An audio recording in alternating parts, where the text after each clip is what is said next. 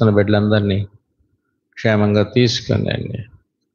ఆత్మతో, సత్యముతో, పరిశుద్ధ అలంకారాలతో, కృతజ్ఞతాస్తుతులతో మేము నిన్ను ఆరాధించుటకు సహాయం చేయండి.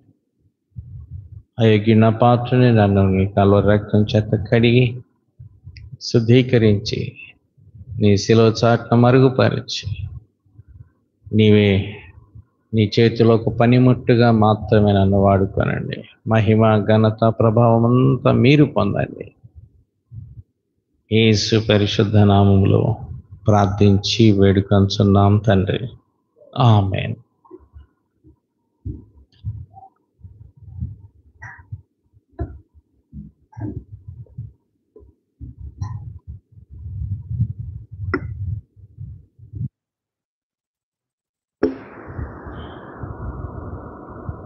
మనందరము లేచి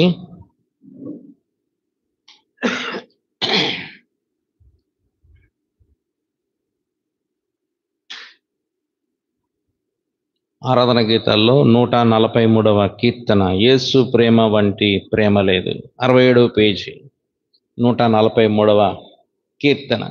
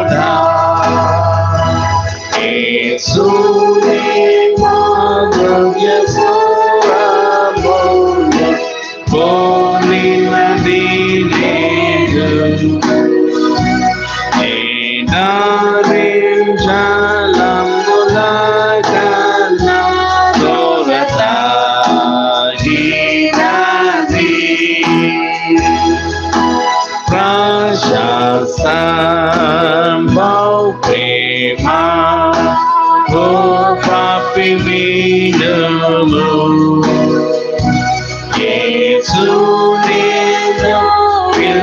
చేర్చుచున్నాడు మహాప్రేమతోడా. ఆరంభోన ఆయన రొమ్మున ఆనుకొనుగాక. ఆయన స్వరమున్ విందును తప్పిపోజాలము.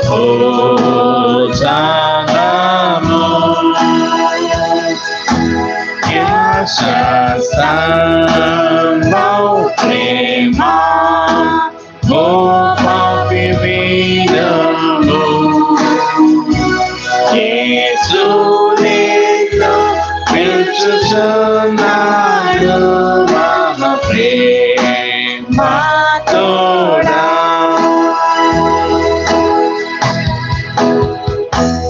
అదేవిధంగా మనం నిలబడి ఉంటుండగా పరిశుద్ధ గ్రంథంలో నుంచి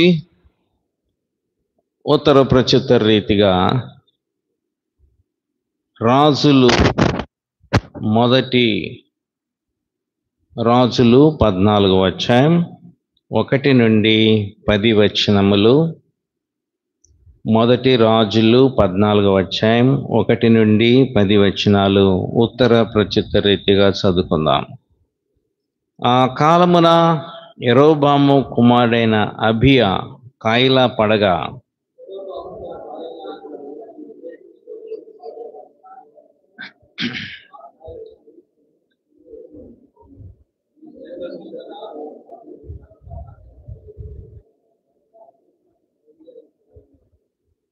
కాబట్టి నీవు 10 రొట్టెలను అప్పములను ఒక బుడ్డి తేనెయు చేత పట్టుకొని అతన్ని దర్శించుము. బిడ్డ ఏమగునో అతడు నీకు తెలియజేయనని చెప్పగా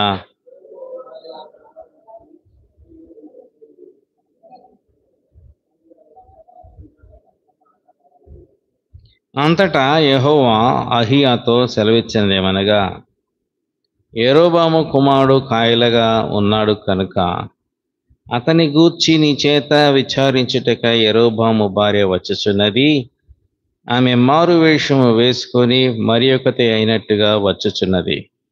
కనుక నేను నీకు సెలవిచ్చున్నట్టు నీవు ఆమెతో చెప్పవలెను.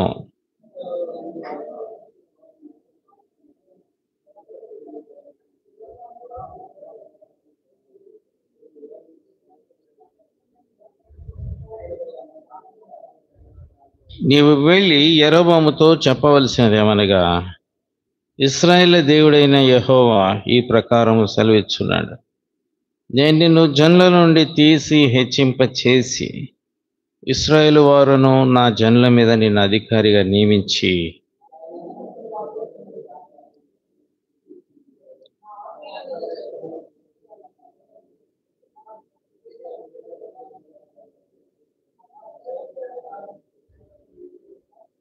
నీకంటే ముందుగా ఉండిన వారందరికంటేను అధికముగా కీడి చేసి ఉన్నావు. నన్ను బొత్తిగా విసర్జించి ఇతర దేవతలను పోత విగ్రహములను పెట్టుకొని నాకు కోపం పుట్టించి ఉన్నావు.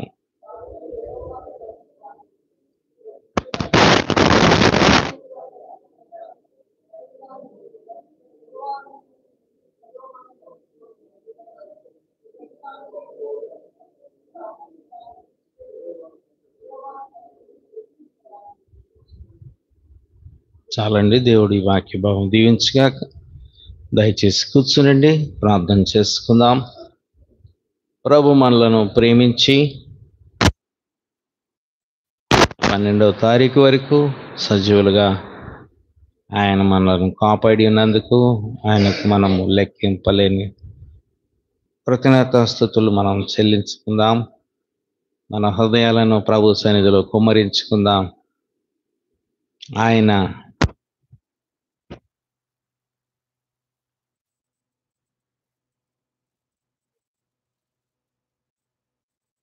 అన్నిటికీ మనము స్తుతింపబద్ధులమై ఉన్నాం. ఈ ఉదయ కాలం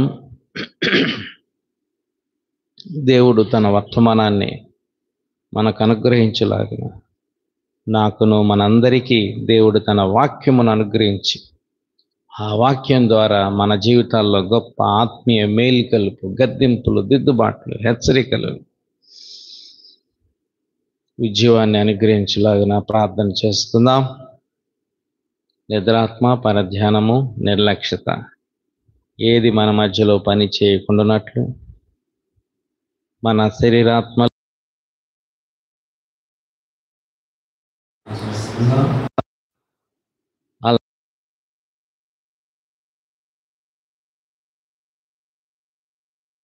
కార్యక్రమం చక్కగా అందులాగా అంతరాయం లేకుండా ప్రార్థన చేస్తాం.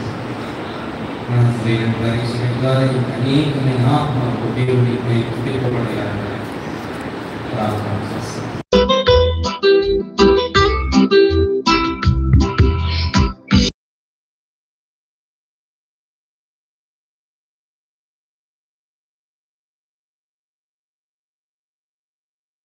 ప్రార్థన చేద్దాం. దేవుడు చేసిన మేళ్ళన్నిటిని బట్టి స్తుతిస్తాం. ఇంతవరకు మన జీవితాల్లో ఎక్కడైతే తప్పిపోయినప్పటికీ తిరిగి దేవుడు కాపాడి ఆపదలో, కష్టాలు, సమస్యలు దేవుడు మనల్ని కాపాడి ఈరోజు లెక్కలో ఉంచినాడు. మన లేని లోపాలు, బలహీనతలు ఉన్నప్పటికీ దేవుడు ఎంతో కాపాడుతున్నాడు. అన్న ప్రేమ ఎంతగా పొంగిపోతుంది మన మీద, అది గుర్తించుకొని దేవుని స్తుతించండి. మన కోసం సిలువలో రక్తం కార్చినాడు. ఆ చిందించిన రక్తంలో మన పాపములను కడుక్కుందాం. అతి త్వరలో దేవుడు రానై ఉన్నాడు. భయంకరమైన దినాలు రాబోతున్నాయి. గొప్ప గొప్ప ప్రవక్తలు, పరిశుద్ధులు ప్రవచిస్తున్నారు. ఏమంటే మరణ దూత రాబోతుంది. కరోనా వైరస్ కంటే ఇంకా పెద్ద వైరస్ రాబోతుంది. అది బ్రెయిన్, బాడీ పార్ట్స్ అన్నీ తినేస్తుందట. భయము, వణుకుతో ప్రార్థిద్దాం. ప్రభువా, ఈ సమయం నాకు ఇచ్చావు, నీకు వందనాలు. నా హృదయాన్ని తెరవండి, నా పాపములను ఒప్పుకొనుటకు నాకు దిగిన మనసు దయచేయండి అని అడగండి. దేవుడిస్తాడు. అంతా బాగానే ఉన్నామని అనుకోవద్దు. క్రీస్తు ప్రభు కంటే నీతిమంతులం ఎవరం కావు. ఆయనే మహాపరిశుద్ధుడు. ఆయనకు వలె మనం మారాలి. సంఘమంతా పరిశుద్ధపరచబడాలి. భయంకరమైన దినాలు రాబోతున్నాయి. ఆ దినాలలో మనల్ని వదిలిపెట్టకుండా రహస్యంగా దేవుడు రాబోతున్నాడు. తప్పించుకోవాలి. మనం తప్పించుకోవటానికి ఆయన రక్తం ఇంకా పారుతుంది. ఏడుస్తూ ఉన్నాడు. ఎంతమంది నన్ను కాదని నిత్య నరకానికి వెళ్తారని ప్రభు బాధపడుతున్నాడు. నా సేవకులను ఇచ్చాను, ప్రార్థించేవారిని ఇచ్చాను, వాక్యం ఇస్తున్నాను, నా వైపు మళ్ళండి, నా తట్టు తిరగండి అని బతిమలాడుకుంటూ ఉన్నాడు ప్రభు. నులివెచ్చని క్రైస్తులుగా మనం ఉండకూడదు. పరిశుద్ధాత్మ పూర్ణులుగా చేయబడాలి. ప్రార్థన లేకుంటే మనం ఎంతో బలహీనంగా అయిపోతాం. ప్రార్థన అంటే ఏదో అవసరతల కోసం కాదు, పాపములు ఒప్పుకోవాలా. ఎవ్వరు ఎక్కడ తప్పు చేశామో, ఆలోచనలో, తలంపుల్లో, ఊహల్లో, అసూయలో, కలహాలలో ఎక్కడ తప్పు చేశాం. పోయిన వారం అంతా ఎక్కడెక్కడ గొడవ పడ్డాం, కోపగించుకున్నాం, పళ్ళు కొరుకున్నాం. పళ్ళు కొరకడం పరలోకంలో ఉండదు, నరకంలో ఉంటుంది. ద్వేషము చేయని ప్రార్థన చేయకుంటే కూడా అది తప్పు అయిపోతుంది, పాపంగా అయిపోతుంది. చేయండి. చిన్నలు, పెద్దలు, యవనస్తులు అందరూ, ఓ దేవా, నేను ఘోర పాపిని, నన్ను క్షమించు, నా పాపములన్నీ కడుగు ప్రభువా, నా విధేయతలు కడుగు నాయనా, నేనెంతో నీకు దుఃఖపరిచినాను, గాయపరిచినాను ప్రభువా, నా మాటలను బట్టి, నా క్రియలను బట్టి, నా తలంపులను బట్టి. దేవా, నిన్ను వెతికే బదులు లోకాన్ని వెతికినాను ప్రభువా, మర్యాదలు వెతికినాను ప్రభువా అని ఒప్పుకుందాం. ఎన్నో మాలు నన్ను వాక్యం ద్వారా హెచ్చరించినారు తండ్రి. ఆ హెచ్చరికలు నేను తీసుకోలేకపోయాను ప్రభువా, నన్ను మన్నించుము నాయన. నాకెన్నో కృపలు ఇచ్చావు, ఎంతో ఆశీర్వాదం ఇచ్చావు, ఆరోగ్యం ఇచ్చావు, బలం ఇచ్చావు. నీ మందిరానికి వచ్చావు, మందిరానికి వెళ్ళే కృప ఇచ్చావు, ఇంకెన్నో దేవుడు మనకి ఇచ్చినాడు. అయినప్పటికీ దేవుడు ప్రేమ ఇంకా ఇంకా కుమ్మరిస్తున్నాడు. కృపకాలం దాటిపోకముందే, దేవుడు మనల్ని దాటిపోకముందే హృదయాలని తెరవండి, హృదయాలని తెరవండి. ఎక్కడెక్కడ తప్పిపోయామో, ఏ మార్గంలో పోయామో రేపు మమ్మల్ని నరకం చేస్తాడు ఇలాగా మేము చెప్పకుంటే. మందని కాపాడుకోలేదు కాబట్టి వారి కోసం ప్రార్థించలే, హెచ్చరించలే అని మమ్మల్ని కూడా నరకంలో పడేస్తాడు. కాబట్టి ఉన్నది చెప్పాలి. కాబట్టి మరలో వచ్చి ఏడవలేండి, ఇంట్లో ప్రార్థన చేయలేరు. అన్న మందిరంలోకి తన హృదయాన్ని కుమ్మరించి భారమంతా చెప్పింది, జయం పొందింది. మనం కూడా మందిరంలో సంఘమంతా ఆత్మతో ప్రార్థిద్దాం. ప్రార్థన చేయండి, నోరు తెరవండి.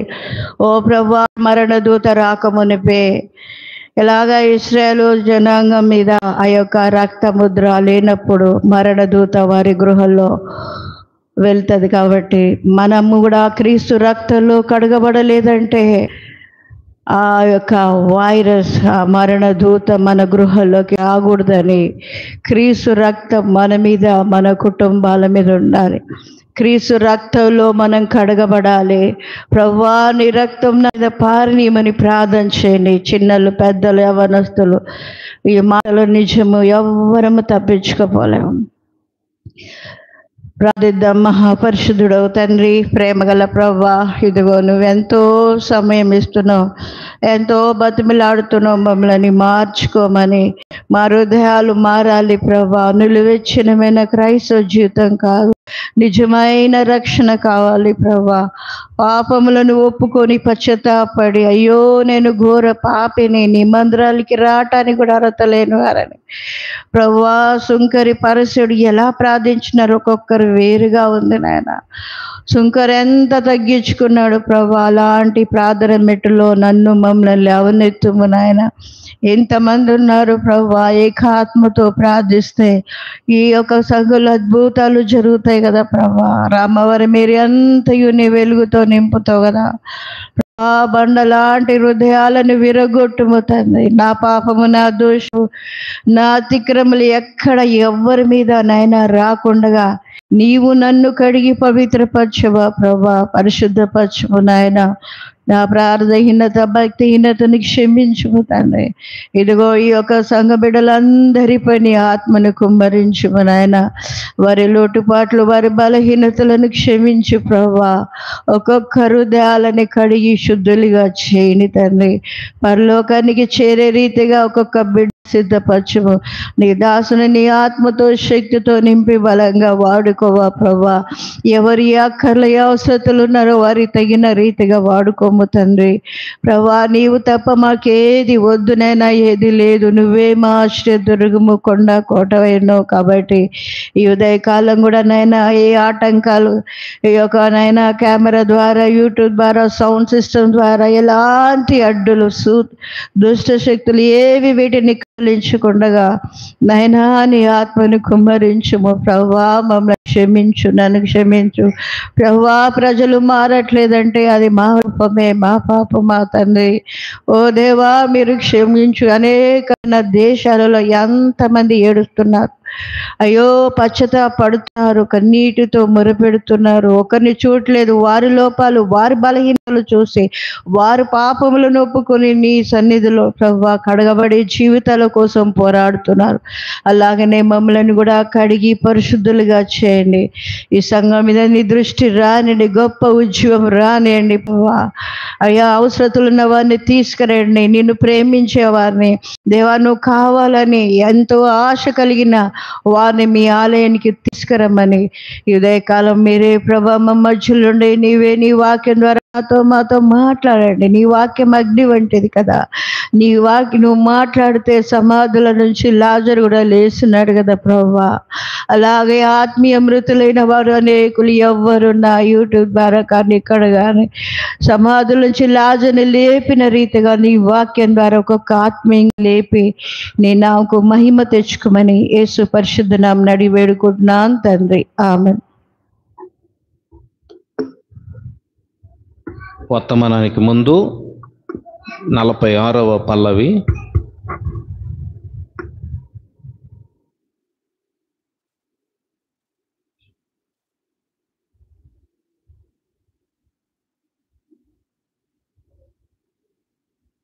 శుద్ధ హృదయము కలిగించు నాలో దేవ, 136వ పేజీ.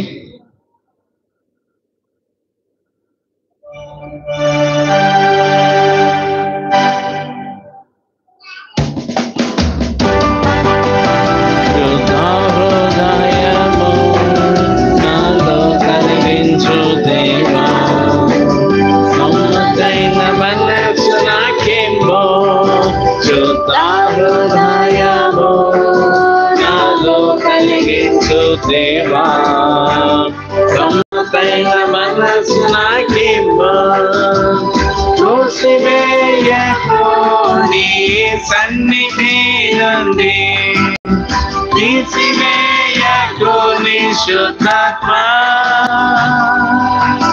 పుట్టించుము నీ రక్షణానందము నాకు, సమతైన మనసు నాకివ్వు, సమతైన మనసు నాకివ్వు, శుద్ధ హృదయము నాలో కలిగించు దేవా, సమతైన మనసు నాకివ్వు, శుద్ధ హృదయము నాలో కలిగించు దేవా, సమతైన మనసు నాకివ్వు, తోసివేయకుము నీ సన్నిధి నుండి, తీసివేయకు నీ శుద్ధాత్మ,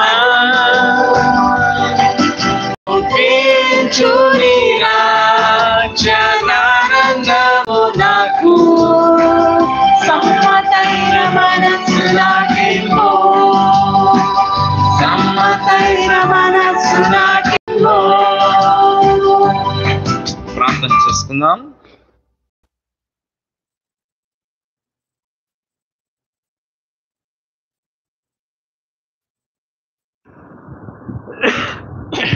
ఈ ఉదయకాలము ప్రభు మనతో ఆయన వాక్యము ద్వారా మనతో మాట్లాడేలాగిన ప్రార్థన చేస్తున్నాను. ప్రభు, నా హృదయాన్ని తెరవండి, ప్రతి విధమైన మందబుద్ధి, అవివేకులారా, మందమతులారా, ప్రవక్తలు చెప్పిన మాటలు నమ్మలేకపోతున్నారే, ఎలాగా మీ శిష్యులను గద్దించినారు ప్రభా. ఈ కాలము ఏ విధమైన మందబుద్ధి మాలో ఉండనివ్వక ప్రభా, నీ వాక్యములో వెలుగున్నది, నీ వాక్యములో జీవమున్నది. ఆ వెలుగు మమ్మలను వెలిగించాలి, అంధకారములో ఉన్నటువంటి మమ్మలను వెలిగించాలా. జీవము లేని స్థితిలో ఉన్న మాకు నీ జీవాన్ని అనుగ్రహించండి. నీ వాక్యం ద్వారా మేము దిద్దుకోవటానికి, సరి చేసుకోవడానికి, గుణపడడానికి, గ్రహించుకోవటానికి, మేల్కోవటానికి, తగ్గించుకోవటానికి, పశ్చాత్తాపడడానికి మాకు నేర్పించుమని యేసు నామములో ప్రార్థించి వేడుకొంచున్నాం తండ్రి, ఆమేన్. మనం ఉత్తర పరిచిత రీతిగా చదువుకున్న వాక్య భాగము 1 రాజులు 14వ అధ్యాయం. చాలాసార్లు చదివింటాం, వినింటాం, కానీ దేవుని వాక్యము ఎన్నిసార్లు చదివినా కొత్తగా ఉంటుంది. వాక్యానికి ఉన్నటువంటి ప్రత్యేకత ఏంటంటే అది ఎప్పుడు కూడా అది సజీవంగా, తాజాగా ఉంటుంది. పూలు వలె వాడిపోదు. ఆహారము నిల్వ ఉంచితే పాడైపోద్ది. దేవుని వాక్యం అలాంటిది కాదు. అది ఎప్పుడు కూడా సజీవంగా ఉండేది. బలము కలిగించేది. దేవుని వాక్యము సజీవమైంది, బలము కలిగించేది, ప్రాణాత్మలను కీళ్లను విభజించునంత మట్టుకు దూరేటటువంటిది. కాబట్టి సజీవమైన దేవుని వాక్యాన్ని మనం చదువుతున్నప్పుడు, వింటున్నప్పుడు అది మన జీవితాల్లో ఉన్న మృతమైనటువంటి చచ్చిన స్థితిని తొలగించేటటువంటిది. బలహీనతలో బలాన్ని ఇచ్చేది. కాబట్టి మన ప్రాణాన్ని, ఆత్మను అది నూతనపరిచేది. మనలో ఉన్నటువంటి పాపమును, క్యాన్సర్ను, కుళ్ళును తీసివేసేటటువంటిది వాక్యం. కాబట్టి మొదటి రాజులు 14వ అధ్యాయంలో ఇక్కడ ఒక కుటుంబములో జరిగిన సంఘటన. ఆ కాలమున యెరోబాము కుమారుడైన అబియా కాయిలా పడగా యెరోబాము తన భార్యతో ఇట్లను, నీవు లేచి యెరోబాము భార్యవని తెలియబడకుండా మారువేషం వేసుకొని షిలోహునకు పొమ్ము. ఈ జనుల మీద నేను రాజునగుదునని నాకు సమాచారము తెలియజెప్పిన ప్రవక్తయగు అహియా అక్కడ ఉన్నాడు. కాబట్టి నీవు 10 రొట్టెలను, అప్పములను, ఒక బుడ్డి తేనెయు చేత పట్టుకొని అతన్ని దర్శించుము. బిడ్డ ఏమగునో అతడు నీకు తెలియజేయనని చెప్పగా. చూశారా, ఈ యెరోబాము బహుదుష్టుడైనటువంటి పరిపాలకుడు. ఇతని హయాములో మరి బాగా విగ్రహారాధన ఎక్కువ చేశాడు.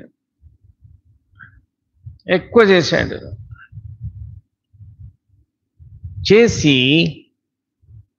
మరి ఏం చేశాడంటే, మీరు యెరూషలేం దేవాలయానికి వెళ్ళటం మీకు కష్టం అవుతుంది, చాలా దూరం అవుద్ది. కాబట్టి చాలా టైం పట్టుద్ది. యెరూషలేం దేవాలయానికి వెళ్ళాలంటే దూరం అవుద్ది, ఖర్చు అవుద్ది. మనం ఎక్కడికైనా వెళ్ళాలంటే టికెట్ ఎంత అంటాం, అవునా? వెళ్ళేది ఎట్లా? ట్రైనా, బస్సా, వెహికలా, 2 వీలరా, 4 వీలరా, ఇవన్నీ లెక్కలేసుకుంటాం. తర్వాత ఎంత టైం పట్టుద్ది, ఫ్లైట్లో ఎంత టైం పడతాం, ఫ్లైట్ టికెట్ ఎంత, ట్రైన్లో ఎంత టైం పోతుంది, ట్రైన్ టికెట్ ఎంత, 4 వీలర్ వేసుకొని పోతే ఎంత ఖర్చు అవుద్ది, ఎంత టైం పడుతుంది, ఇవన్నీ మనం లెక్కలేసుకుంటాం. వేసుకొని విచ్ ఈజ్ బెటర్, ఏది చక్కగా మనకు అనుకూలంగా ఉంటుందో సేఫ్టీ చూసుకొని దాన్ని బట్టి మనం ఒక నిర్ణయానికి వస్తాం. ఇక్కడ ఈయన యెరూషలేముకు బలి అర్పించుటకు మరి అక్కడికి పోవటం మీకు బహు కష్టము. కాబట్టి ఇశ్రాయేలు వారులారా, ఐగుప్తు దేశం నుండి మిమ్మల్ని రప్పించిన మీ దేవుడు ఇవే అని చెప్పి బేతేల్ నందును దాను నందును బంగారు దూడలు 2 చేయించి పెట్టినాడు. బంగారు దూడలు. కాబట్టి మీరు అర్పించే అర్పణలు, తర్వాత మీ మొక్కుబళ్ళు ఏవైనా ఉంటే ఇక్కడే ఈ దానులో, తర్వాత బేటెల్లో 12:29 యెరూషలేమునకు బాగా కష్టం.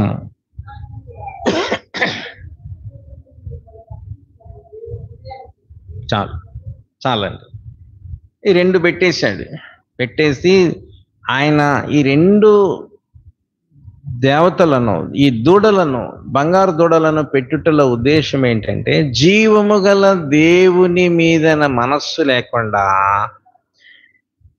సృష్టికర్త అయిన దేవుని మీద నుంచి, యెహోవా దేవుని మీద నుంచి మనస్సు తిప్పేసి విగ్రహారాధన వైపు జనులను మళ్ళిస్తున్నాడు. అది తర్వాత మరి ఈయన ఏం చేస్తున్నాడు? తనకు అనుకూలమైనటువంటి వాళ్ళని, లేవీలను కాకుండా తనకు అనుకూలమైన వాళ్ళని యాజకులుగా పెట్టేస్తున్నాడు. ఇవన్నీ దేవునికి కోపము కలిగించే పనులు.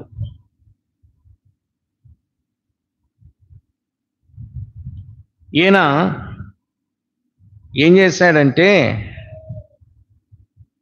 ఆ బలిపీఠం దగ్గరికి వెళ్ళి 13వ అధ్యాయంలో 4వ వచనం చూద్దాం. బేతేలునందున్న బలిపీఠము కూర్చి ఆ దైవజనుడు ప్రకటించిన మాట రాజైన యరొబాము విని బలిపీఠం మీద నుండి తన చెయ్యి చాపి వాణ్ణి పట్టుకొనుమని చెప్పగా అతడు చాపిన చెయ్యి ఎండిపోయింది. దాన్ని వెనుకకు తీసుకొంటకు అతనికి శక్తి లేకపోయాను. ఇలాంటి పనులు, తాను చేయకూడని పనులు, బలిపీఠం మీదకి ఆయన కాదు ఎక్కాల్సింది. ఆయన యాజకుడా, లేవీడా కాదు. కానీ బలిపీఠం మీద నుండి దైవజనుడు ప్రకటించినటువంటి మాట విని చెయ్యి చాపి వాణ్ణి పట్టుకొనుము అని చెప్పగా అతడు చాపిన చెయ్యి ఎండిపోయింది. చెయ్యి చాపాడే కానీ మళ్ళా దగ్గరికి ఇలా తీసుకుందామంటే రావట్లేదు, అట్లాగే అయిపోయింది. ఎండిపోయిందంట. ఇలారా దేవుని వాక్యానికి, దేవుని సేవకులకి విరుద్ధంగా ఈ యరొబాము చెయ్యెత్తాడు. పట్టుకో చెయ్యి ఎండిపోయింది, మళ్ళీ వెనక్కి రావట్లేదు. తర్వాత 6వ వచనం, అప్పుడు రాజు నా చెయ్యి మునుపటి వలె బాగునట్లు నీ దేవుడైన యెహోవా సముఖమందు నా కొరకు వేడుకొనుమని ఆ దైవజన్ని బతిమాలుకొనగా దైవజనుడు యెహోవాను బతిమాలుకొను గనుక రాజు చెయ్యి మరలా బాగా మునుపటి వలె ఆయను. మళ్ళా వెనక్కి వచ్చేసింది. ఎండిపోయిన చెయ్యిలోనికి మరలా జీవం వచ్చింది. Circulation, blood circulation. శరీరములో అన్ని భాగాలకి బ్లడ్ సర్క్యులేషన్ అనునిత్యము సప్లై అవుతుండాలి, ఆక్సిజన్ సప్లై అవుతుండాలి. కొంతమందికి మెదడుకి ఆక్సిజన్ అందట్లేదండి, కంటికి అందట్లేదండి, కన్ను మసకబారైందండి, కాళ్ళకు పాదాలకి అందట్లేదండి, తిమ్మిళ్ళు వస్తున్నాయి, చచ్చుబడిపోయినాయి. లేకపోతే ఈయనకి చెయ్యికి వచ్చింది ప్రాబ్లం. ఎందుకు? దేవునికి విరోధముగా చెయ్యి చాపాడు. అంతే, అక్కడికక్కడ స్పాట్లో ఆ చెయ్యి ఎండిపోయింది. ఇలాంటి పనులన్నీ చేస్తుంటే ఈ యొక్క యెరోబాము మీదికి కోపం వచ్చింది. దేవుని ఉగ్రత వచ్చింది. ఆయనకు రాలేదు, ఆయన కుమారుడికి వచ్చింది. అబియా కాయలా పడ్డాడు. తల్లిదండ్రులు చేసేటటువంటి పాపాలు ఎక్కడికి పోతాయి? పిల్లల ఒడిలోకి వస్తాయండి. ఈ అబియా ఏమైనా పాపం చేశాడా? జబ్బు పడ్డాడు. ఒకసారి కానిస్టేబుల్ ఒక ఆయన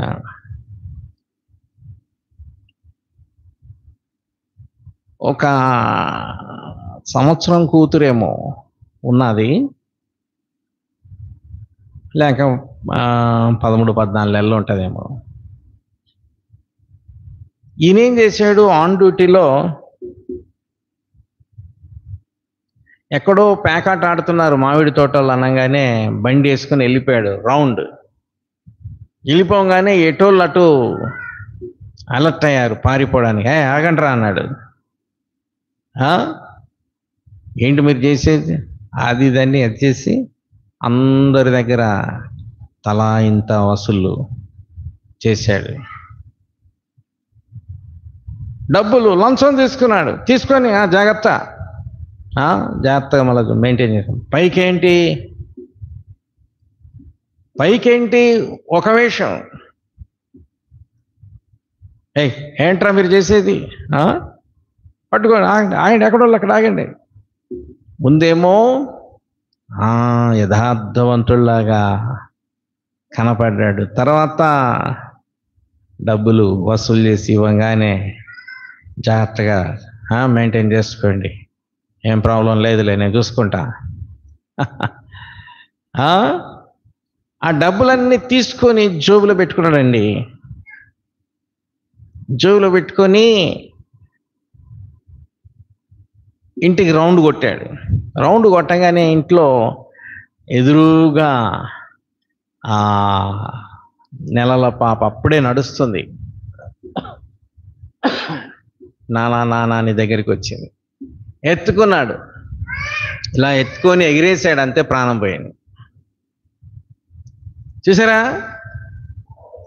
పాపము, నీ పాపము నీ కుటుంబానికి శాపం వస్తుంది. అనేకులకు తెలియదు అది. అరే ఇప్పటిదాకా భార్య వచ్చి ఇప్పటిదాకా బాగుంది, ఏమైంది అయ్యా, ఏమైంది? ఏమోనమ్మా, నేను ఇప్పుడే ఇట్లా ఎత్తుకోగానే ఇట్లా ఇదైపోయింది. చేతుల్లో చూస్తుండగానే నీ చేతులు పాపముతో తడిసిపోయినాయి. ఇలారా, మన పాపము ఎక్కడికి పోయేది కాదండి. యెరోబాము పాపము బలిపీఠం మీదకి వెళ్ళి దైవజన్ని పట్టుకొని కేకేశాడు. అట్లాగే అయిపోయింది. ఆ చెయ్యి రావట్లేదు, లాక్కుందామని ట్రై చేస్తున్నాడు కానీ మూమెంట్ లేదు.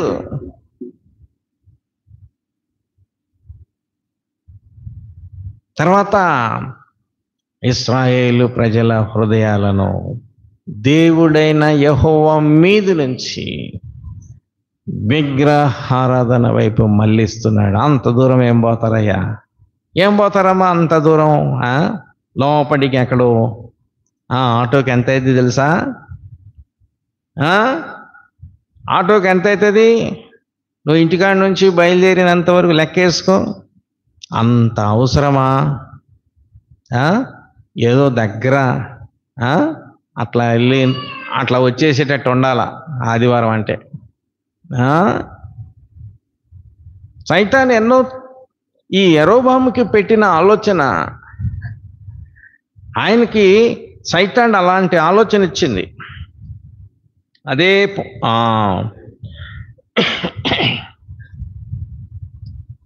మనం చూద్దాం.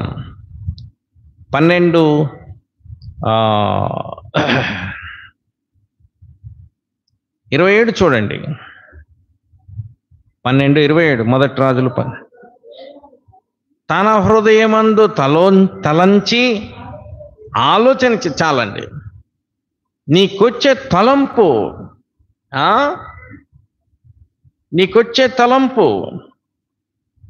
నీకొచ్చే ఆలోచన ఎలాంటివి ఉన్నాయి? ఎలాంటి తలంపులు వస్తున్నాయి నీకు?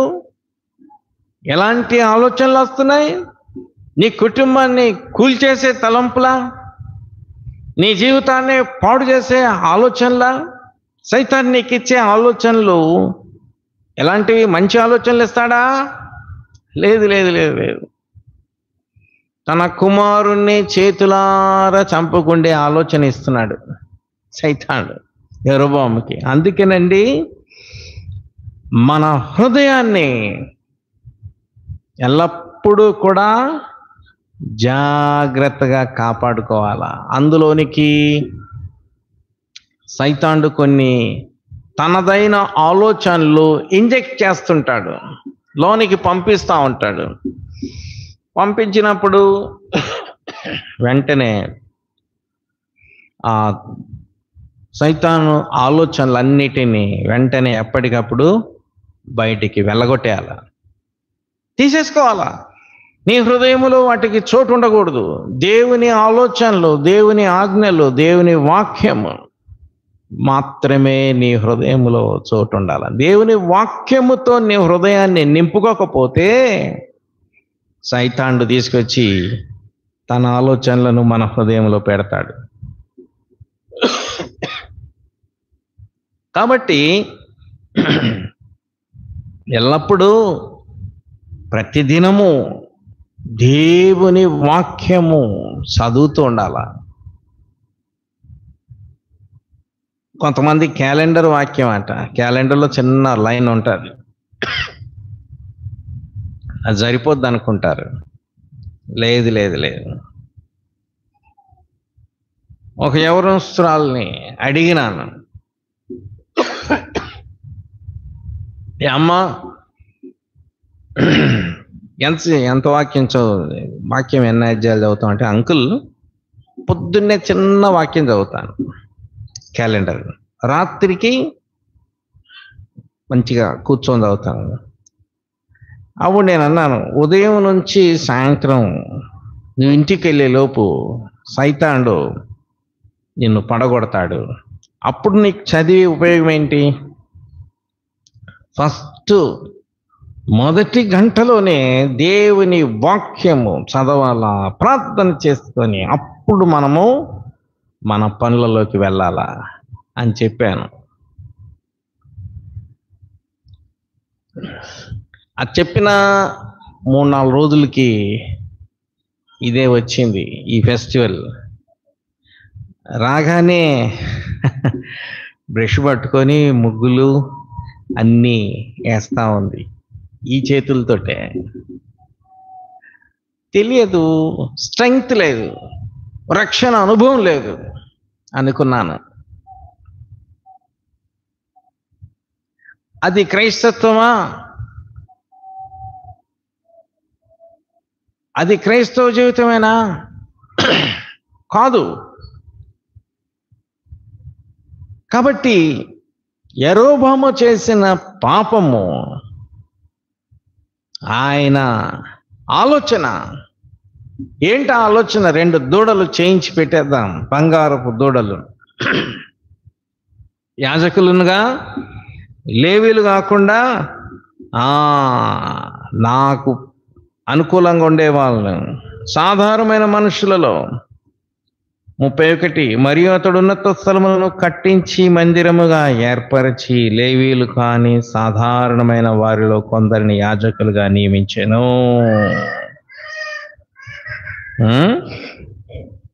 చూసారా? అంతా తనకు నచ్చినట్టుగా చేస్తాడు.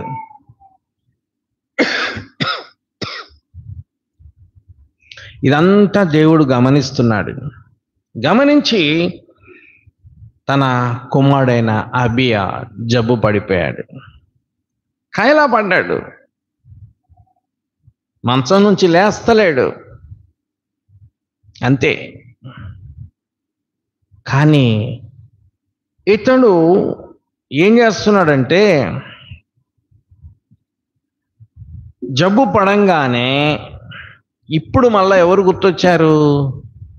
దైవజనుడు అహియా గుర్తొచ్చాడు. ఎందుకంటే ఈ అహియా ఒకానొక సమయంలో ఏం చేశాడంటే 11:29 చూద్దాం. అంతటా యెరోబాము యెరూషలేములో నుండి బయలువెడలి పోగా షిలోనీయుడును ప్రవక్త అయిన అహియా అతన్ని మార్గమందు కనుగొనెను. అహియా కొత్త వస్త్రమును ధరించుకుని ఉండెను.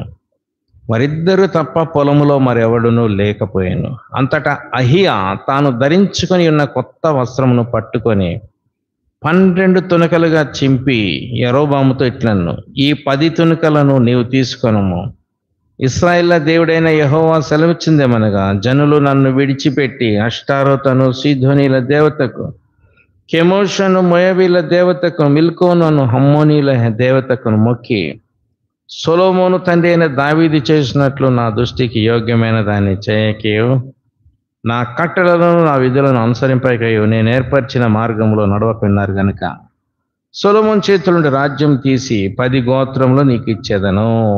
ఆ 10 గోత్రాలు నీకు ఇవ్వబోతున్నానయ్యా అని ప్రవక్త అయిన అహియా చెప్పేశాడు. ఆ వస్త్రం తీసుకొని 12 ముక్కలు చేసి 10 ముక్కలు ఈయనకి ఇచ్చాడు. ఇశ్రాయేలు 12 గోత్రాల్లో 10 గోత్రాలు నీకు ఇవ్వబోతున్నాడు దేవుడు. ఇంకప్పుడు ఈ అహియా గారు మరలా గుర్తొచ్చాడు. కుమారుడు జబ్బు పడంగానే భార్య చెప్తున్నాడు, నీవు లేచి యెరోబాము భార్యవని తెలియబడకుండా మారు వేషం వేసుకొని షిలోహున కొమ్ము, ఈ జనుల మీద నేను రాజవుతానని చెప్పిన దైవజనుడు ప్రవక్త అక్కడ ఉన్నాడు. కాబట్టి ఒట్టి చేతులతో వెళ్ళాకు, కొంచెము అప్పములు 10 రొట్టెలు అప్పములు బుడ్డి తేనె తీసుకొని వెళ్ళి దర్శించును, అతన్ని దర్శించు, బిడ్డ ఏమగునో అతడు నీకు తెలియజేయను. చూసారా, ఈ యెరోబాము హృదయము ఎంత కఠినంగా ఉందంటే, కుమారుడు కాయలా పడితే, జబ్బు పడితే ఆయన కదలొచ్చు కదా. అహియా అడ్రస్ భార్యకి ఈయన చెప్తున్నాడు. ఆయన కదలొచ్చు కదా భార్యను తీసుకొని. దైవజన్ దగ్గరికి వెళ్దాం, ఆయన సహాయం తీసుకుందాం, ఆయన ఏం చెప్తాడో. ఈ అహియా ఎలాంటి వాడంటే, యెరోబాము ఎలాంటి వాడంటే అవసరం కోసం దేవుని కావాలి, అవసరతలో దేవుడు కావాలా, మిగతా టైంలో అవసరం లేదు. ఆరోగ్యంగా ఉన్నప్పుడు దేవుడు అక్కర్లేదు, అనారోగ్యం వచ్చినప్పుడు దేవుడు అవసరం. నేటి దినాల్లో అనేక మంది క్రైస్తవులుగా పిలువబడుతున్న వారు ఇలాగే ఉన్నారు. కష్టం వచ్చినప్పుడు ఒక చిట్టి రాసి వేసేద్దాం, ప్రార్థన చేస్తారు. కష్టం తీరిపోయిన తర్వాత మళ్ళా దేవునికి దూరం అయిపోవడం, కష్టాలలో, అనారోగ్యాల్లో, బాధల్లో అప్పుడు మాత్రమే దేవుడా, ఆయన జీవితకాల పర్యంతము మనతో ఉండాలని ఆయన ఇష్టపడుతున్నాడు. ఆయన ఇష్టపడుతున్నాడు. కానీ కుమారుడు ఏమవుతాడో, బిడ్డ ఏమగునో అతడు నీకు తెలియజేయనని చెప్పగా ఎంత గర్వము హృదయములో, ఎంత కఠినత్వం ఉంది, గర్వం ఉంది. చూసారా, 10 గోత్రాల మీదకి నన్ను రాజుగా చేసేసరికే ఎంత గర్వము. బిడ్డ చచ్చినా పర్వాలేదు, ఏం చెప్తాడో, ఏం కబురు చెప్తాడు? అయ్యో ఆ మాట వినకూడదు, ఆ కబురు రాకూడదు అన్న భయం ఉందా? అన్న హింపు ఉందా? చూడండి, బిడ్డ ఏమవుతాడో చెప్తాడు. బతుకుతే బతుకుతాడు, పోతే పోతాడు. అయ్యో కుమారుణ్ణి కాపాడుకుందాం, నా తర్వాత వాడు రాజవ్వాలి కదా, నా తర్వాత నా సింహాసనం వాడు ఎక్కాలి కదా.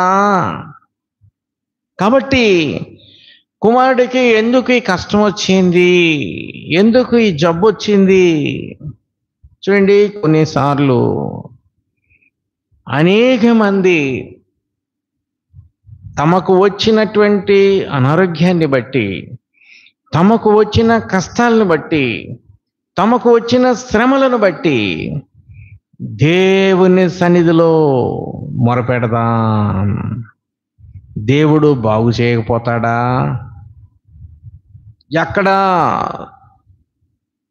తగ్గించుకోవాలో, ఎక్కడ పొరపాటు జరిగిందో పరీక్ష చేసుకుందాం అన్నటువంటి గ్రహింపు లేదు. గ్రహింపు లేదు. గ్రహింపు లేకుండా ఏం చేస్తుంటారంటే, మంచి పేరు కాంచినటువంటి హాస్పిటల్స్, కార్పొరేట్ హాస్పిటల్స్, మేబీ మంచి ఎక్స్పర్ట్స్ దగ్గరికి వెళ్తుంటారు. వెళ్ళటం తప్పని అనట్లేదు, కానీ వెళ్ళినప్పుడు వారు చాలా కాస్ట్లీ ట్రీట్మెంట్ నీకు ఇస్తారు. కాస్ట్లీ మెడిసిన్స్ ఇస్తారు. ఇటీవల నేను విన్నాను, ఒక ఆయనకి ఇచ్చే ఇంజెక్షన్ ఒకటి 3 లక్షలంట. 3 లక్షలు పెట్టి ఇంజెక్షన్ చేస్తే ఆ ప్రభావం ఉన్నంతకి బాగుంటుంది. మళ్ళీ నెక్స్ట్ 3 లక్షలు పెట్టి కొనాల్సిందే. చూడండి, ఎంతకాలం ఎన్ని ఇంజక్షన్లు కొంటావు నువ్వు? సరే, ఇప్పుడు సింగరేణి ఎంప్లాయీస్కి ఆ card, medical card, health card ఇచ్చారు. హెల్త్ కార్డు ఆ లిమిట్ అయిపోయిందంటే ఇక నువ్వు పెట్టుకోవాలి, అంతేనా? కాబట్టి డాక్టర్స్ చెప్పినట్టుగా డైట్, డాక్టర్స్ చెప్పినట్టుగా మందులు అన్నీ వాడతారు. ఇవన్నీ వాడేసరికి నీ అవయవాలకు ఉన్నటువంటి ఒరిజినాలిటీ పోతుంది. కిడ్నీలు దెబ్బతింటాయి, కడుపులో మంట, ఆ టాబ్లెట్లు మింగి మింగి మింగి నోరంతా దాన్ని ఏమంటారంటే చప్పబడిపోద్ది. అంత శ్రమైనా పడతాము, అంత డబ్బైనా కడతాం, అంత ఇల్లు వాకిలు అన్నీ అమ్మేసుకొని ఏమేమున్నాయో అన్నీ అమ్ముకొని అయినా కానీ ట్రీట్మెంట్కి వెళ్తాం. కానీ ఉచితముగా బాగు చేసేటటువంటి దేవుడు ప్రభు దగ్గరికి వస్తే ఈ నీకు ఒక దెబ్బకు 2 పిట్టలు అన్నట్టు నువ్వు ఆత్మలో బాగవుతావు, శరీరంలో బాగవుతావు. ఏంటండి, ఒక దెబ్బకు 2 పిట్టలు ఎట్లా? ప్రభు దగ్గరకు వస్తే ప్రభు మొదట దేన్ని బట్టి వచ్చిందో, ఎందుకు కారణం ఏంటో దేవుడు రీజన్ చెప్తాడు. డాక్టర్ని అడుగుతాం, ఏమండి ఎందుకు ఇట్లా ఏంటది? ఆయన ఏమంటాడంటే, ఏమండి ఇప్పుడు ఇవాళ రేపు అంతా మందులతోటి పండించే పంటలే, వాటర్ కూడా కలుషితం అయిపోయింది, కాబట్టి పొల్యూషన్ ఎక్కువైపోయిందండి. ఇటు తిప్పుతాడు కథ. ఐగుప్తులో ఇశ్రాయేలు ప్రజలతో ఏమన్నాడు? నీ ఆహారాన్ని దీవిస్తాను, నీ పానీయాన్ని దీవిస్తాను అన్నాడు. మరి ఈ మాట ఏం చేద్దాం? ఇది వదిలేద్దాం ఆ గాలికి? మామూలు మినరల్ వాటర్ బాటిల్ మనకి 20 రూపాయలకు వచ్చేస్తుంది. ఈ మధ్యలో చూశాను, టేబుల్ మీద పెట్టింది 60 రూపాయలు అంట. అది ఇదేంటి? అంతే. ఆ నీళ్ళు తాగితే 60 రూపాయలు ఇచ్చి తాగాల్సింది. చూడండి, భూమిలో నుండి వచ్చే నీరు, దేవుడు సృష్టించిన సృష్టికి ఈరోజు మనము ఎలాగా ఎంత మొత్తము పే చేసి కొనుక్కోవాల్సి వస్తుంది. అలాగే ఒక దెబ్బకు 2 పెట్లు ఏంటి? ప్రభు దగ్గరికి వస్తే ఈయన ప్రవక్త దగ్గరికి పంపిస్తున్నాడు భార్యనే, కానీ ఏమంటున్నాడు తెలుసా? నువ్వు యరొబాము భార్యవని తెలియవద్దు, నువ్వేవో ఒక మామూలు సామాన్యురాలిగా వెళ్ళు. కొడుకు జబ్బు పట్టింది, జబ్బు వచ్చిందండి, నా కొడుకు బాగా అవుతాడా లేదా? కొడుకు సంగతే ప్రస్తావన తేవాలంట, కానీ భర్త సంగతి తేవద్దంట. అబ్బా, ఏమి డ్రామా అండి! చూడండి, నీవు యరొబాము భార్యవని తెలియబడకుండా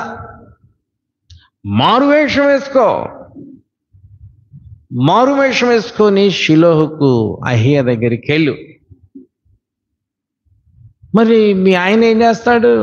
ఆయన అడగడా, మీ భర్త ఎవరండి, ఆయన పేరేంటండి?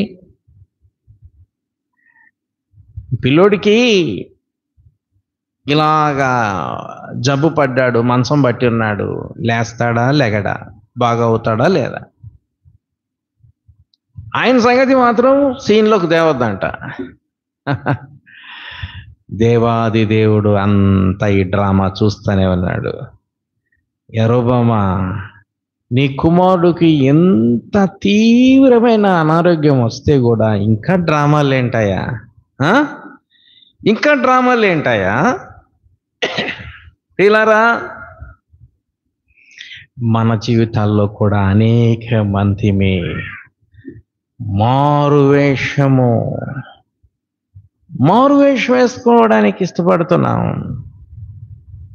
నీ నిజ స్వరూపం బయటికి రాకుండా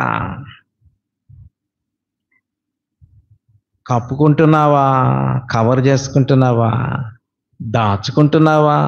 ఎంతకాలం అండి? ఎంతకాలం నీ వేషము, నిజస్వరూపం కనబడకుండా, నీ కుటుంబం యొక్క గుట్టు బయటికి రాకుండా, ఇగో నేను పలానాయన నా పేరు రానియద్దు ఎక్కడ బయటికి. మరి ఎవరికి పుట్టావు? ఈ అబ్బాయి తండ్రి ఎవరంటే ఏం చెప్తారు? తల్లి ఎవరంటే ఏం చెప్తారు? దేవుని ప్రవక్త దగ్గరికి, దైవజనుడి దగ్గరికి వెళ్ళేటప్పుడు ఇన్ని జాగ్రత్తలు తీసుకో అంటున్నారు. మళ్ళా ఉట్టి చేతులు పోవద్దు, కొన్ని ఐటమ్స్ తీసుకెళ్ళు.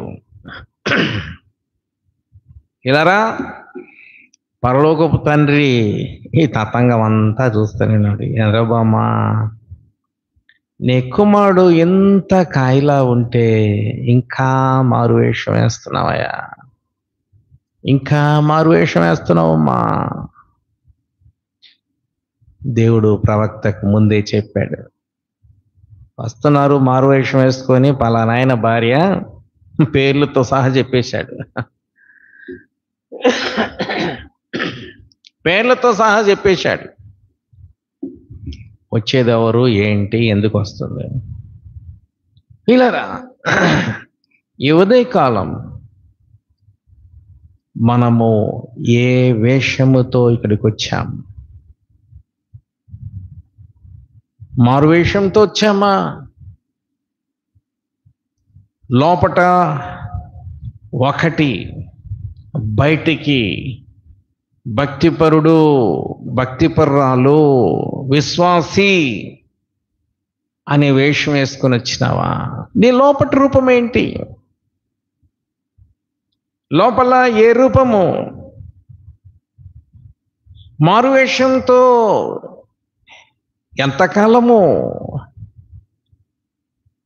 ఎంతకాలము దేవుణ్ణి మోసం చేయగలమా?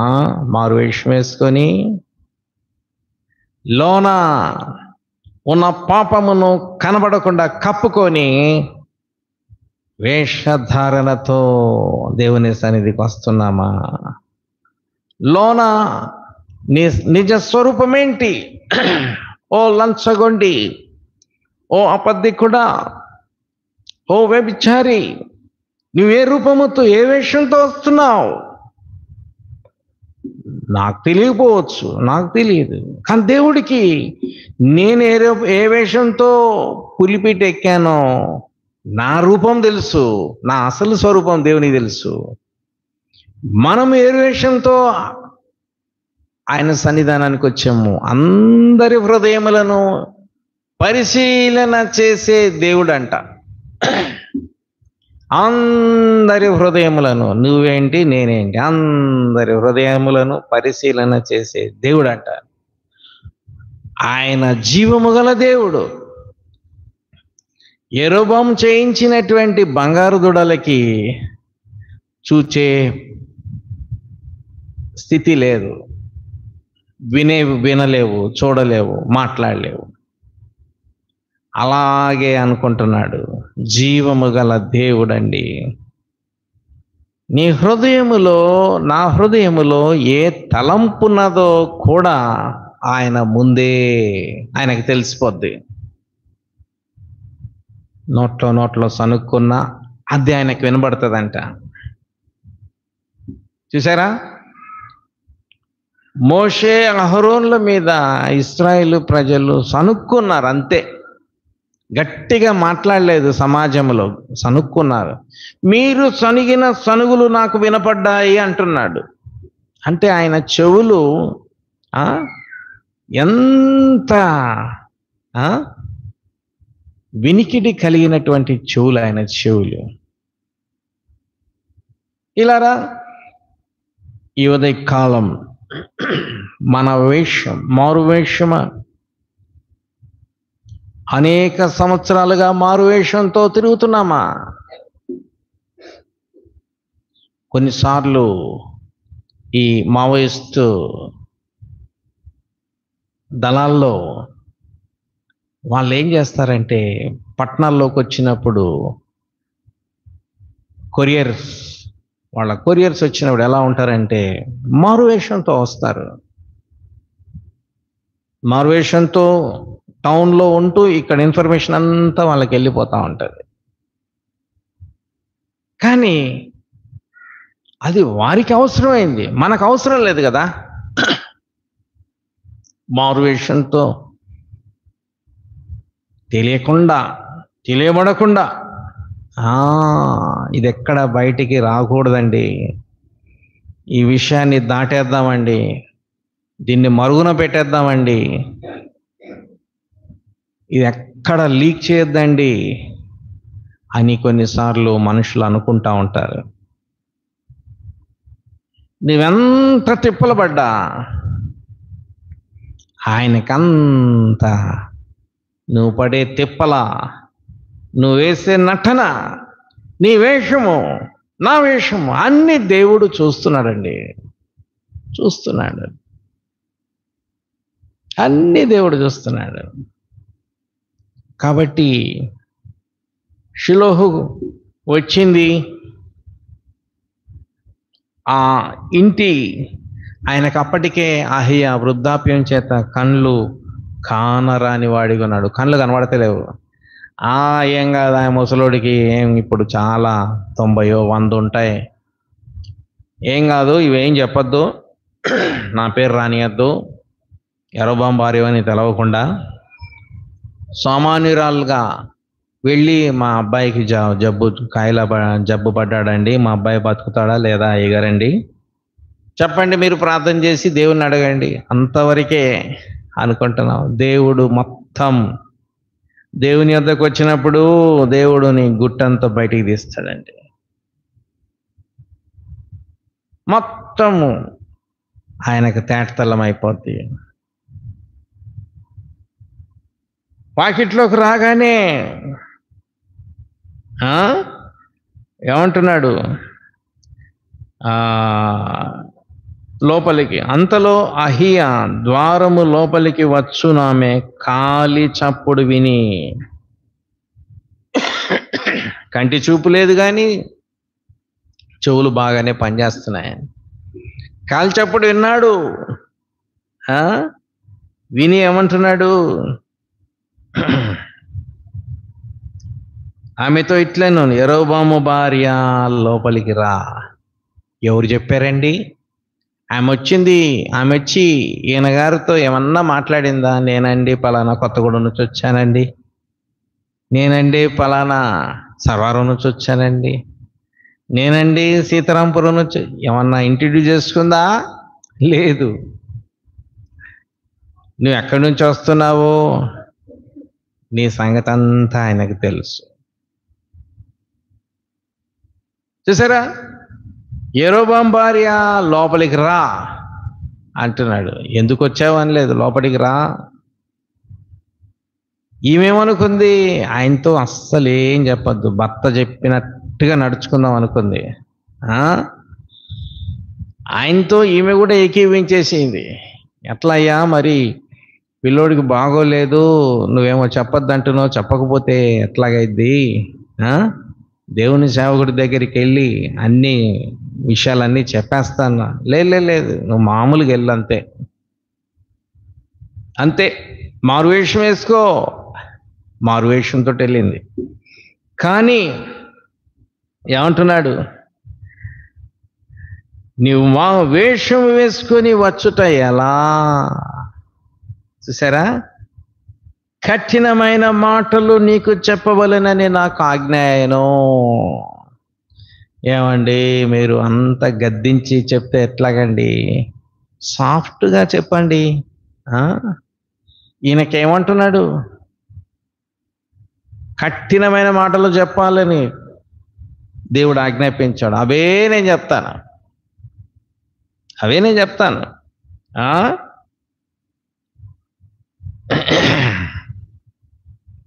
ఆమె మారువేషం వేసుకొని మరి ఒకతే అయినట్టుగా వచ్చుచున్నది.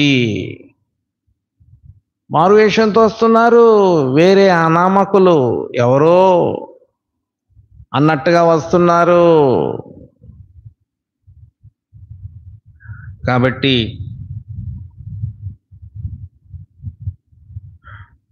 నా ఆజ్ఞలను గైకొని, 8వ వచనం, దావీదు సంతతి వారి యొద్ద నుండి రాజ్యము తీసి నీకు ఇచ్చి ఉండినను, నా ఆజ్ఞలు గైకొని మనపూర్వకంగా పూర్తిగా నన్ను అనుసరించి నా దృష్టికి ఏది అనుకూలమో దాని మాత్రమే చేసిన నా సేవకుడైన దావీదు చేసినట్టు నీవు చేయక, నీకంటే ముందుగా ఉండిన వారందరికంటే అధికముగా కీడి చేసి ఉన్నావు.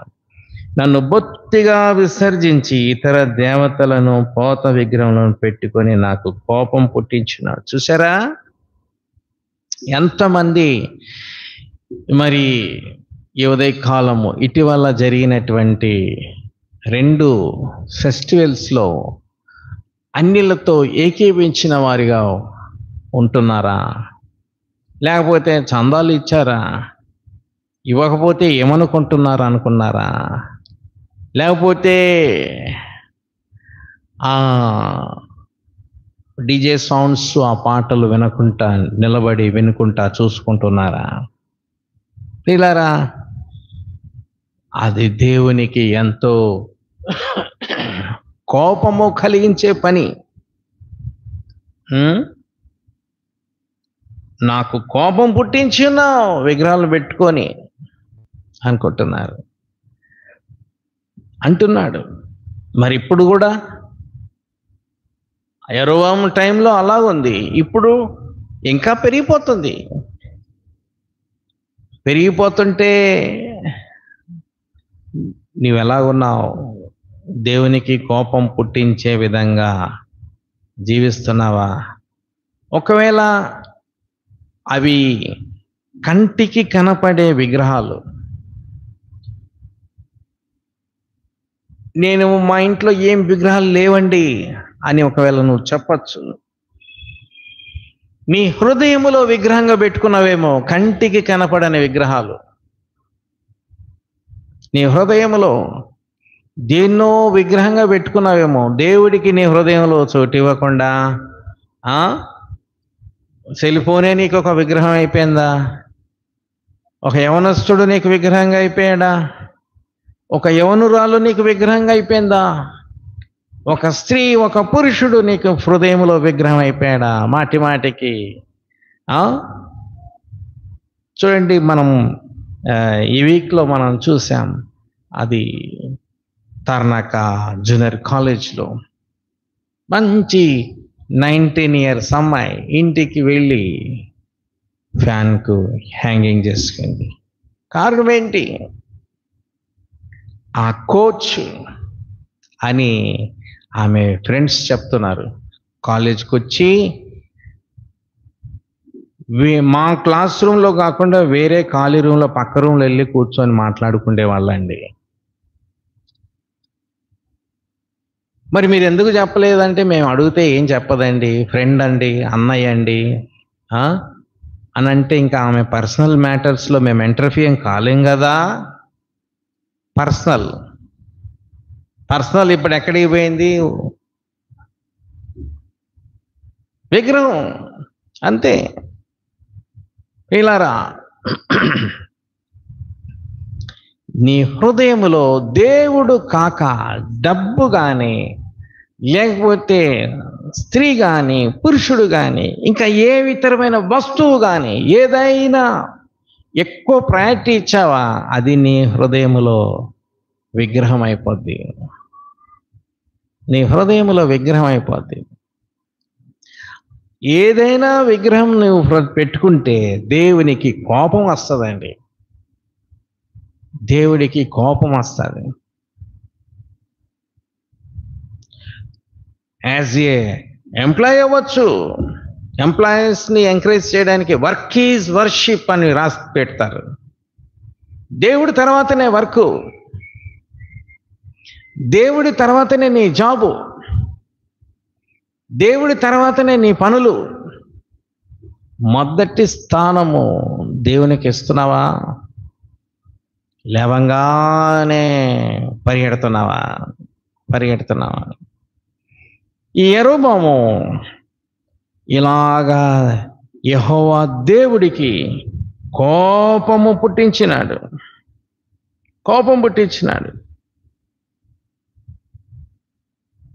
కుమారుడు కాయలాగా ఉన్న పాపమును ఒప్పుకోవటానికి ఇష్టపడట్లేడు, పాపాన్ని విడిచిపెట్టడానికి ఇష్టపడట్లేడు. సస్సేమిరా అంటున్నాడు. వాడు పోతే పోయాడు, వాడు ఏమవుతాడో చెప్పు. అంత కఠినమైపోయింది. కఠినమైన మాటలు నీకు చెప్పవలసింది. కాబట్టి మరి యెరోబాము వంశములో నుండి పెంట అంతా ఊడ్చి, పెంటని ఎట్లా ఊరుస్తారు? పశువుల పెంటని, గడ్డిని, వాటి అంత పెద్ద చీపురు పెట్టి మొత్తం ఊడ్చి ఆ పెంట కుప్పలు వేసేస్తారు. అలా చేయబోతున్నాను అని దేవుడు చెప్పాడు. ఇలారా, నీ వంశమే ఊడ్చిపెట్టబోద్ది నువ్వు దేవుని ధిక్కరిస్తే, దేవుణ్ణి కాదంటే. మన వంశమే తుడిచిపెట్టబోద్ది. ఏమన్నాడు? నీవు పట్టణమునకు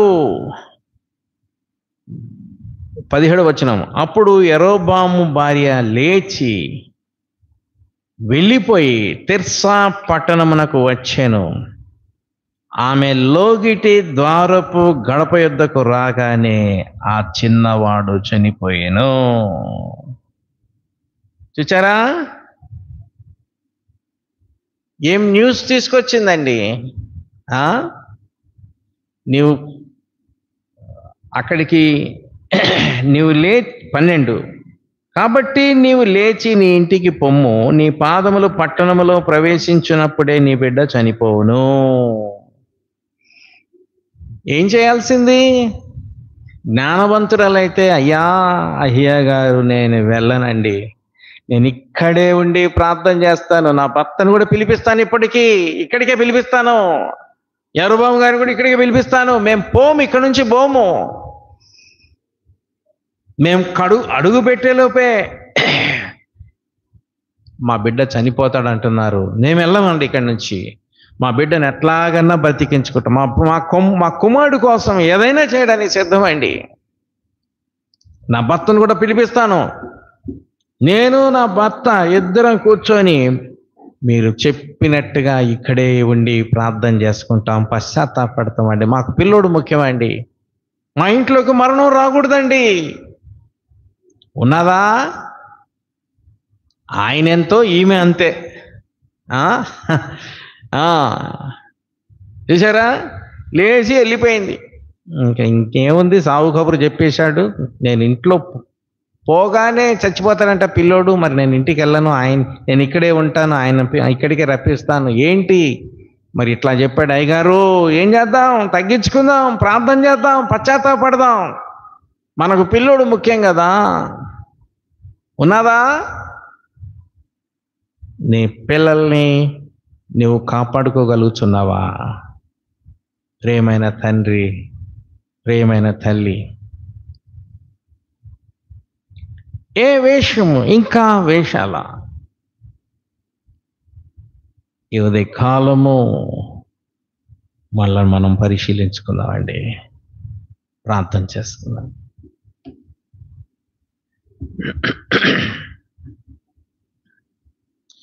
మహాపరిశుద్ధుడా, ప్రేమ కలిగిన తండ్రి, ఈ ఉదయ కాలం ప్రభా మాకిచ్చిన ఆరాధన బట్టి వందనాలు. నీవిచ్చిన వాక్యము కొరకు నీకు వందనాలు. అయ్యో, ఏ వేషంతో మేము వస్తున్నాం? భక్తి పరులమనే వేషం వేసుకొని వస్తున్నామా? లోపట ఎలా ఉన్నది మా పరిస్థితి? అంతా నీవు తేట తెల్లంగా నీకు కనబడుతుంది.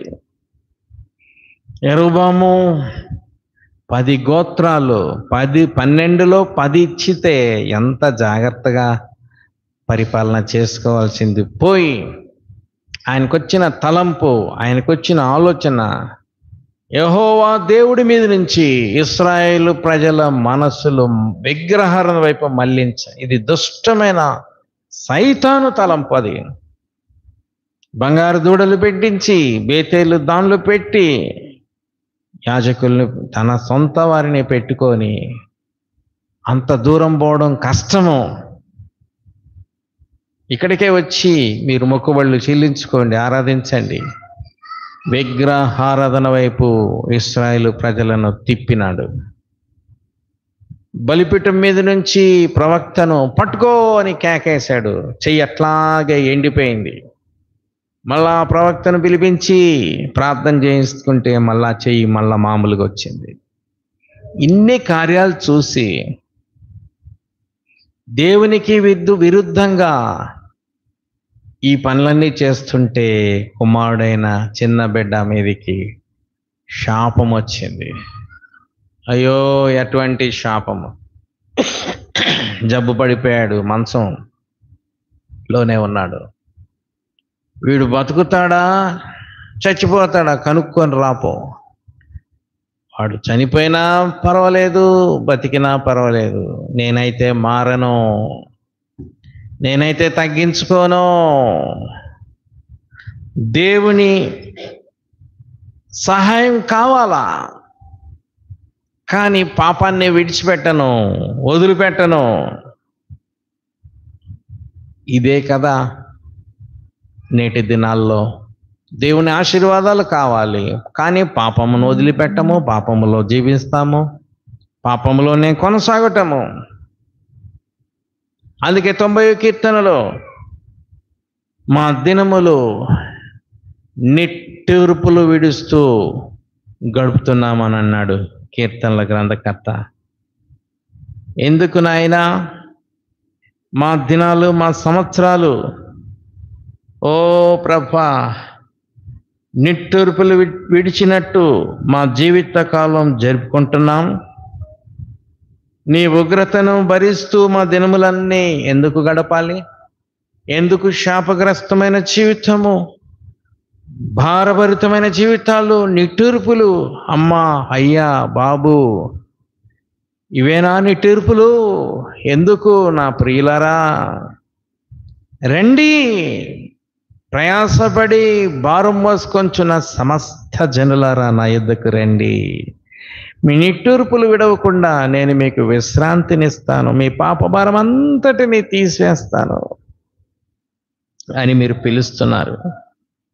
అవును ప్రభా, ఎంతమంది యువత ఈ దినాల్లో నిట్టూర్పులు విడుస్తున్నారు. ఆ 19 సంవత్సరాల యవనస్తురాలు తల్లి తండ్రికి చెప్పలేదు. అతడు ఆ కోచ్ వెంటబడి వేధిస్తుంటే స్నేహితులకు చెప్పలేదు. చివరకు ఫ్యాన్కి ఊరేసుకొని చనిపోయింది. మంచి డాన్సర్ అంట, మంచి చదువులో 100కి 90 పైనే వస్తాయట మార్కులు. ఏమీ ఉపయోగం? ఎలాగా చనిపోయింది. ఆ తల్లిదండ్రులకు ఎంత గుండె కోత. అయ్యో, క్రీస్తు లేకపోతే, యేసును త్రోసివేస్తే, యేసు మాకొద్దు బరబ్బనే కావాలన్నప్పుడు ఇలాగే ఉంటుంది. కాబట్టి ఈ ఉదయకాలం అహియా భార్య, యరొబాము భార్య అహియా ఆ మాటలు చెప్పిన వెంటనే, అయ్యా నేను ఇక్కడి నుంచి వెళ్ళను, నా భక్తుని కూడా రప్పిస్తాను, మేము ఇక్కడే ఉండి ప్రార్థన చేసుకుంటాం, మేము ఇక్కడే ఉండి పశ్చాత్తాపడతాం, దేవుని కృప మా బిడ్డ మీదకి రావాలా, మా ఇంటిలోనికి ఆ మరణం రాకూడదు, నా కుమారుడిని ఆ మరణము తీసుకొని పోవద్దు, మేము ఇక్కడే ఉండి పశ్చాత్తాపడతామండి, మీరు చెప్పినట్టుగా సరి చేసుకుంటామయ్యా, మా కొరకు ప్రార్థించండి అయ్యా, దేవుణ్ణి వేడుకోండి, మేము ఇక్కడే ఉంటాం, ఉపవాసాలు ఉంటాం. అలాంటి మాటలు రావట్లేదు. లేచి వెళ్ళిపోయింది.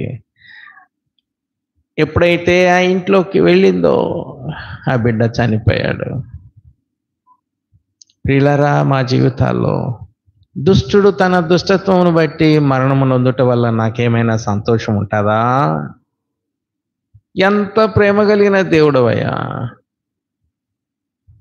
మేము మారు మనసు పొంది మా పాపాన్ని ఒప్పుకొని పశ్చాత్తాపడి నీ వైపు తిరగాలనే నువ్వు ఎదురు చూస్తున్నావు. లోబడనలని ప్రజల వైపు దినమెల్లా చేతులు చాపి ఉన్నావు ప్రభా. నా కుమారుడు ఎప్పుడు నా దగ్గరికి వస్తాడు, నా కుమార్తె ఎప్పుడు నా దగ్గరికి వస్తుంది, పగలు రాత్రి నీవు చేతులు చాపే ఉన్నావు ప్రభా. దేవా, మేము ఎంతవరకు నీ ఆహ్వానాన్ని యాక్సెప్ట్ చేస్తున్నామా, త్రోసేస్తున్నామా? ఓ తండ్రి, ఈ ఉదయకాలం ఈ మాటలను మా హృదయాల్లో ముద్రింపచేయండి. మారు వేషం, యుక్తి, దీంతో ఎంతకాలం గెటప్ అవుతాం ప్రభా? ఏదో ఒక సమయంలో మేము పట్టబడతాం, ఇంకప్పుడు సరి చేసుకోవడానికి కూడా అవకాశం ఉండదు. మా పాపము మమ్మలను వెంటాడి తరిమి పట్టుకుంటుందంట. అంతకంటే ముందే శిలువ దగ్గర వచ్చి సాష్టాంగపడటానికి, పశ్చాత్తాపడడానికి, ప్రభువా మా పాపములు మా బిడ్డల మీదకి రానియద్దు, నా పాపమును క్షమించుము. ఏమి పంట కొయ్యాల్సి వస్తుందో నాకు తెలియదు, ఏమి వార్త వినాల్సి వస్తుందో మాకు తెలియదు. అంతకంటే ముందే మమ్మలను క్షమించండి, మమ్మలను సరిచేయండి అని మీ పాదాల దగ్గర మొరపెట్టుకోవడానికి ఈ ఉదయకాలం నీవే మాకు సహాయం చేయమని యేసు నామములో ప్రార్థించి వేడుకొంచున్నాం తండ్రి, ఆమేన్. ఈ ఆరాధన అయిన తర్వాత యంగ్స్టర్స్కి కొద్దిసేపు సండే క్లాస్ ఉంటుంది. సాయంకాల కూటం తిరిగి 6:30 గంటలకు.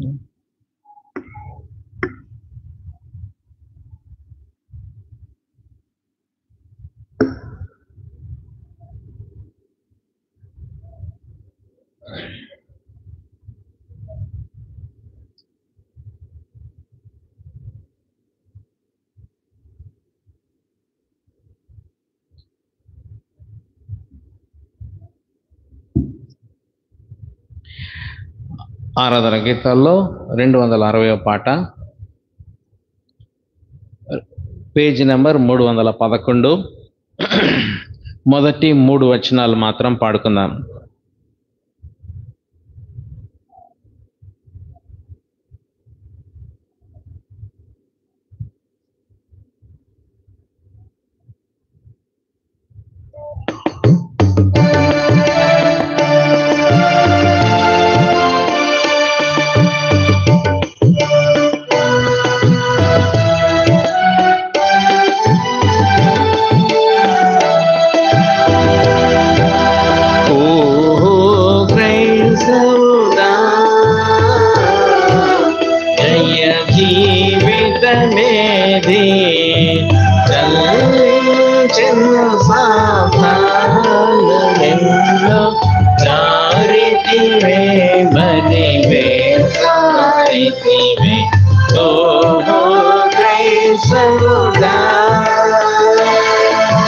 విజయముగా బ్రతుకములు జనమునా విజయము నిన్ను సృజించినగా విజయముగా బ్రతుకములు జనమునా విజయము నిన్ను సృజించినగా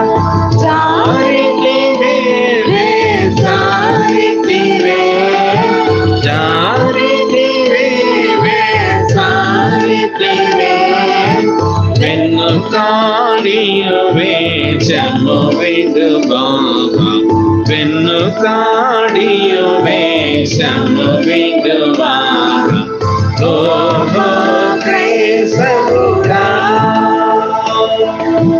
సాతాను నీ మహిలో నిజరించి సర్వేషుని బోధను ఎదిరించి సాతాను నీ మహిలో నిజరించి సర్వేషుని బోధను ఎదిరించి మానసము మహిళలో మానసము మసిగారిలో మళ్ళీ నమ్మును మను ప్రకరేవా మళ్ళీ ప్రకరేవా క్రైస్తవుడా గాని చెడి మన సాక్షిని తోసి కనదేవుని మార్గములను రోసి గాతించండి మన సాక్షిని రోసి కనదేవుని మార్గములను రోసి దాస్యమనో ధన మోహములు దాస్యమనో ధన మోహములు దాహముతో తాగెదవేమి దాహముతో తాగెదవేమి ఓ క్రైస్తవుడా జయ జీవిత బేరి జల్లించెను సాతాను నీకు చారితివే మరి వేసారితివే ఓహో క్రైస్తవుడా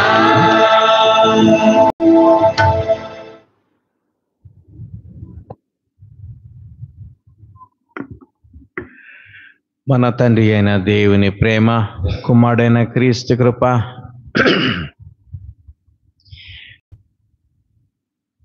మారువేషము కాకుండా ప్రభువా నా నిజస్థితి ఇది నా పరిస్థితి ఇది అని యథార్థవంతులుగా నీ సన్నిధిలో మమ్మలను మేము తగ్గించుకొని నీ కృప క్షమాపణ పొందుకొనులాగన నీ సన్నిధి నీ కృప మనందరికీ ఇప్పుడు